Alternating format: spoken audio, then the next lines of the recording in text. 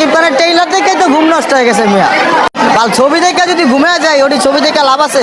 সাকিব খানের ট্রেইলার দেখে তো ঘুম নষ্ট হয়ে গেছে মিয়া। তুফান বছরে 2-1 বার আসে, আর যখন আসে তখন প্রলয় নিয়ে আসে। তো সেই প্রলয় দেখিয়ে দিয়েছে ডিরেক্টর রায়ান রাফি। 2024 সালে এসে তুফান এক বিশাল বড় এক বাজি। আপনি একবার চিন্তা করে দেখেন, যেখানে প্রতিবার ঈদে একটা ছবি রিলিজ হলে ওই ছবিটা সর্বোচ্চ গেলে 5 দিন থেকে 6 দিন, মানে ধরুন 1 সপ্তাহ চলে হলে, কিন্তু তুফান ছবি এখন পর্যন্ত স্টিল নাও হলে হাউসফুল যাচ্ছে। এটা আপনি ভাবতে পারেন। আর ডিরেক্টর রায়হান রাফি বলেছে যে এখন তুফান যেটা আপনারা দেখছেন এটা মাত্র একটা টিজার, আসল সিনেমা এখনো বাকি, যেটা হবে তুফান 2-তে। তুফান 2 যে কি হবে সেটা আপনারা ভাবতেই পারতেছেন। মানে আর এক কেজিএফ নিয়ে আসছে বাংলায় ডিরেক্টর রায়হান রাফি, যে সিনেমা আপনার কয়েকটি দেশে মুক্তি পেয়েছেন। এই সিনেমা নিয়ে আরো বড় অনেক কথা আছে।